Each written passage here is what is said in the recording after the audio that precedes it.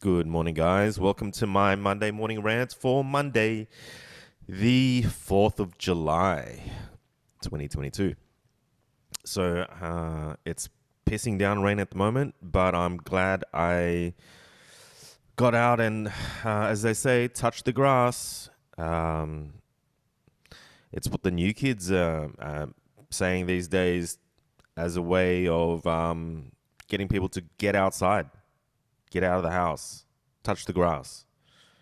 That would have meant something completely different to me. It would have been more like smoke the grass for many years. But touch the grass, it's the saying. And I've heard it a fair bit, and I kind of always assumed that's what it meant.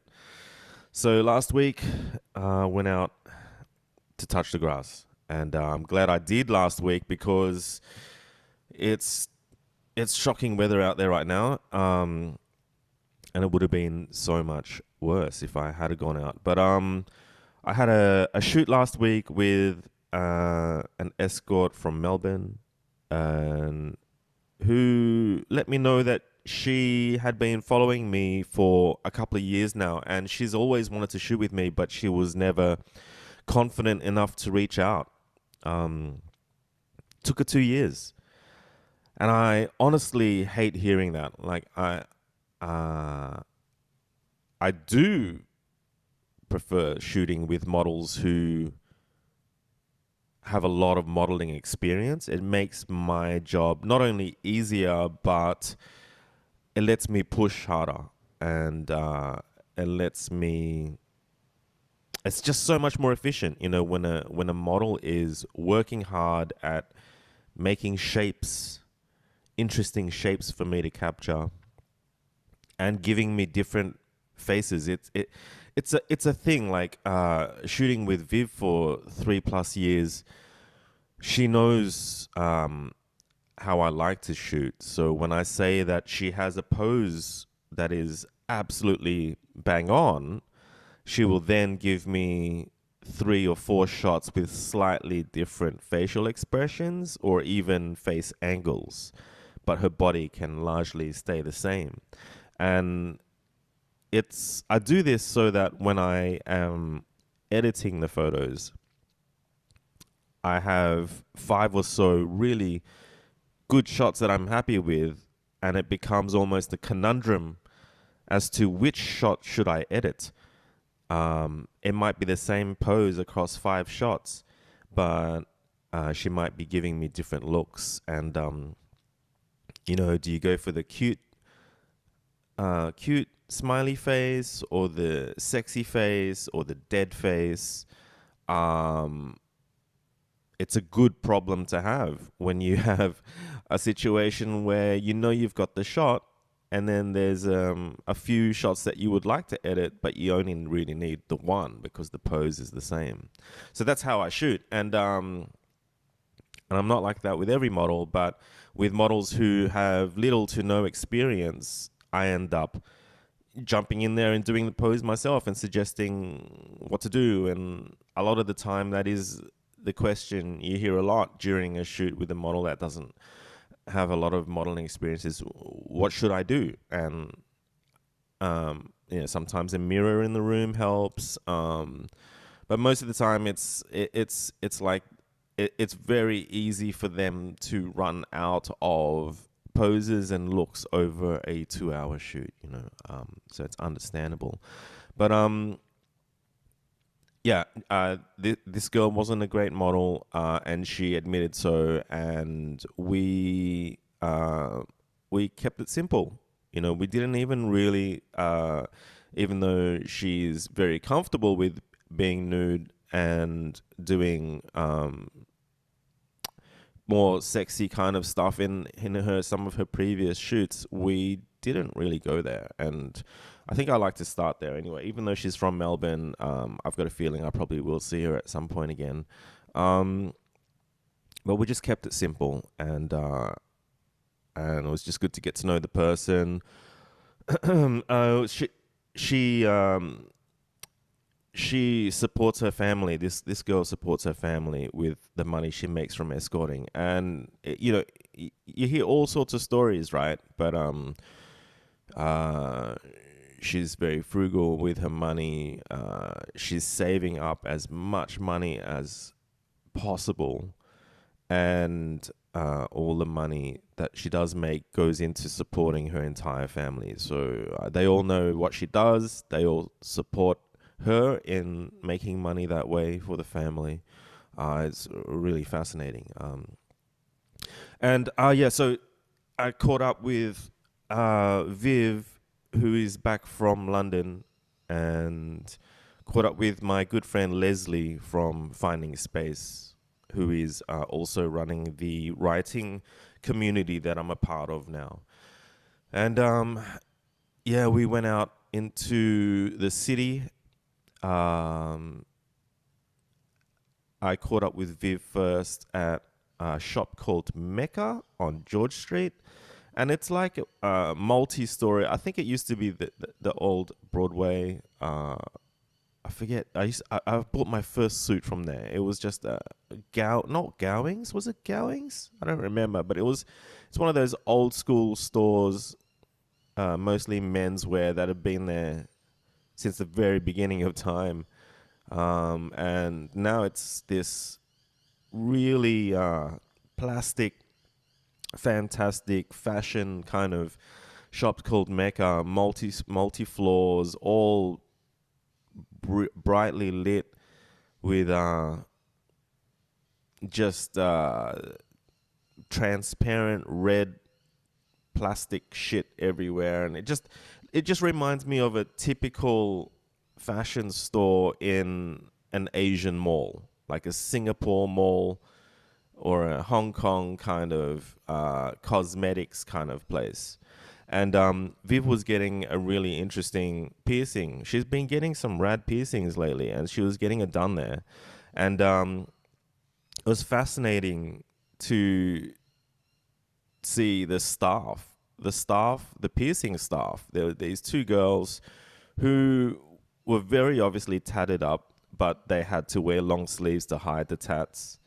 But they had a shitload of piercings, and their piercings, like one of the girls had those huge holes in her ears, but she had jewelry on that made the holes look really pretty and elegant. Not so much that industrial look. And you could just tell that these girls were grungy rock girls, man. It was like they were loving the fact that there they are in this really prissy, modern, cheesy, hipster, naff fashion store. And it was a huge juxtaposition to see these grungy rock girls working in such a sort of pristine environment. I mean, piercing was something that we did at the local pharmacy. You just drop into a chemist, they whipped a gun out and just punched a hole in your ear. And then when you wanted to have bigger holes for bigger gear, you would just keep stuffing earrings into the one hole and keep stretching out your own holes. And that's what we did. And then at some point, when piercing got more serious, it was found more in like sort of underground tattoo sort of shops, It was always themed in a sort of dark, black, gothic, rock and roll gothic kind of way. And now it's a sign of getting older. Hey, it's like I feel like, I'm old now, and it's like, oh my God, I go into this piercing has become this really sort of modern, elegant fashion thing. But it's just bundled up that way. And it was kind of interesting. So I walked from, after Mecca, we walked from there to Barangaroo. Viv had a hotel in Barangaroo to meet Leslie. And Viv had a bright yellow suitcase. And it was funny, on Facebook, I actually had someone left a comment and said they spotted me with a bright yellow suitcase. Pretty freaky. Small world. And we get to the hotel in Barangaroo to meet Leslie, and I hadn't seen Leslie face to face in quite some time, and it's so funny. Like, we were both wearing beanies and both dressed the same way. It was really cool.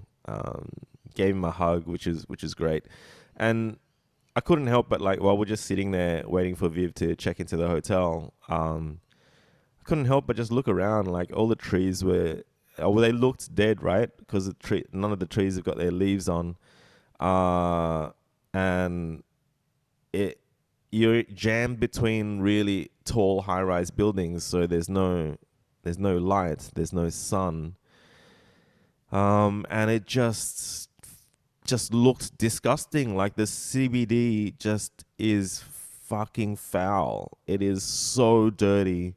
There is grunge and grime on every single surface, on every building, and I just couldn't help but feel the whole day that I was like putting my COVID mask on to hop in the Uber to, COVID mask and sunnies and a beanie, and I felt like a fucking ninja, and I felt like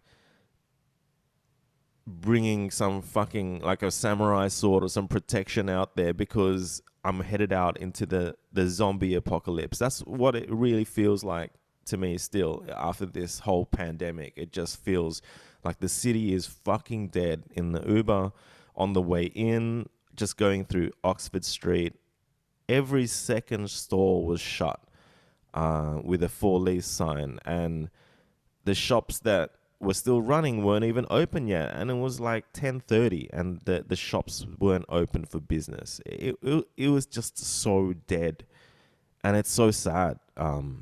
It's super depressing. I'm just glad that I was around when it was all bustling and everything had energy. But without the energy, without the people, the city is just a disgusting pits of a place to be. And we then headed out to Barangaroo, which is, it looks very much just like an extension of Darling Harbour, even more sparse and spaced out. And it's just so dead. There's no live music. There's nobody there. No people.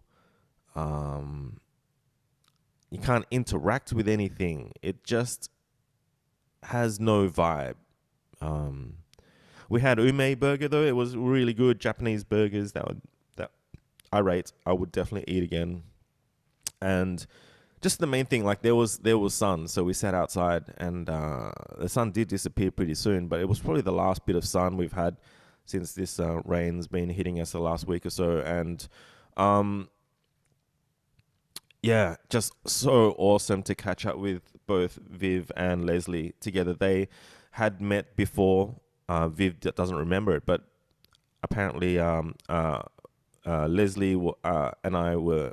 Leslie came in when I was running Spacewalk and Threesome, the studio, and he came in as a client, and Viv was around apparently, or just dropped in for a second. So they had said hello to each other before, but they hadn't met in real life. And Viv is involved in the writing group as well, so they have spoken together on one of a podcast on the writing group, and Leslie has also done a podcast with Viv before as well. So it's just awesome to see them meet each other for the first time properly in real life, and how well they clicked, and for Viv to acknowledge as well just how far she's come from someone who wasn't a conversationalist. She could never really break out of that silence and talk to a complete stranger or have big D&Ms, and now that's all she does. It started with her talking to strangers in the lift sometimes, in the elevator or whatever, and it's just like now she's got something to say at all times.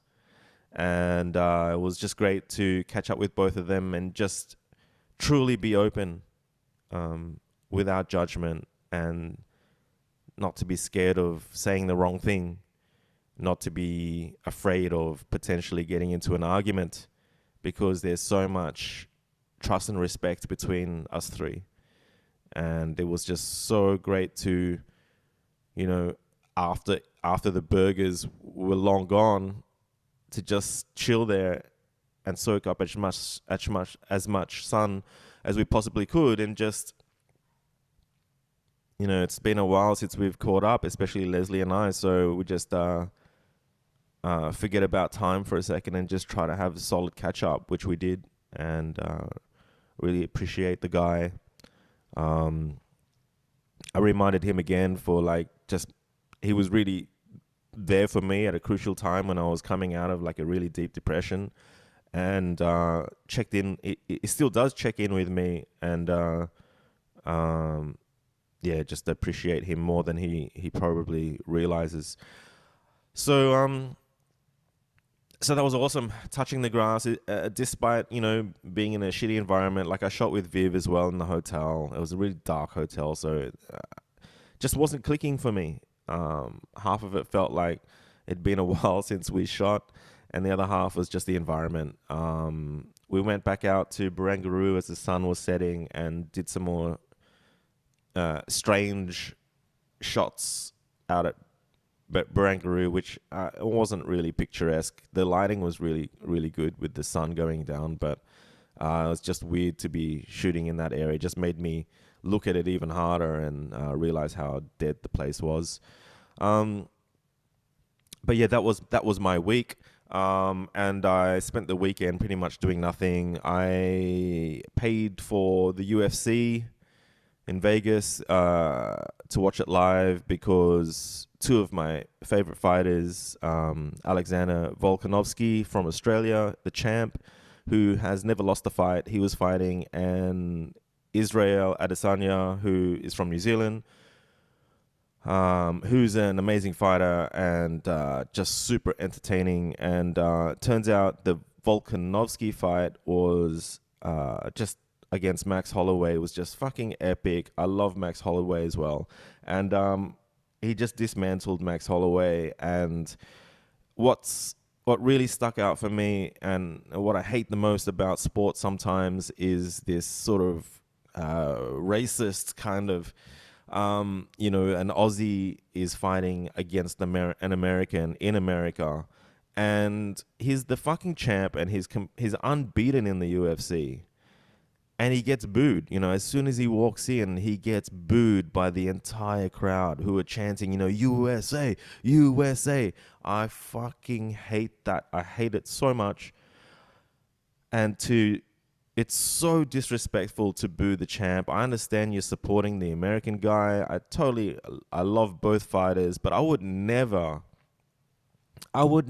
boo someone who gets in the octagon. I mean, these guys are wearing really thin gloves, and it's a lethal sport. You could die in there really easily. You could really easily die in the octagon. It's basically a death match. And to boo someone who does that for a living, who steps up so hard that they are hopping on the stage in front of millions of viewers to fight for their families, to disrespect martial arts to the point where you're booing the opponent and the champion at that. I couldn't live with it. I think Alex, as an Aussie, has that Aussie battler thing, and he's okay with it. At the end of the fight, he said multiple times that he doesn't care about the boos. Even on his walkout, he said, "Fuck the boos. I know you guys in Australia at home are watching. I can feel you. I can feel your support. And fucking oath, I paid for that live fight to support him." And when he won it at the end, he said, "Just stand up for yourself." And it's like a statement against bullies. And what a champion. And I just so sorry that he has to go through so many people who love the sport booing the fuck out of him for being Australian. Yeah, savage shit. And also for the country that he's from not supporting the sport that he's in. That's also a humongous conspiracy, considering Australians we're all about the sport. And it is UFC is a legitimate sport. It's probably one of the biggest sports out there, actually. It's probably one of the fastest growing sports in the world. Yet there's no backing from our government at all. Anyway, that's my rant for the day. Don't think I've got much planned for this week, which is how I like it. I have a shit ton of photos to edit, though. I've still got so many more photos to edit from the shoot with Daisy, which we did over 2 days last weekend. Then I've got the shoot to do with Juhi, who's the escort from Melbourne, and also the shoot that I did with Viv.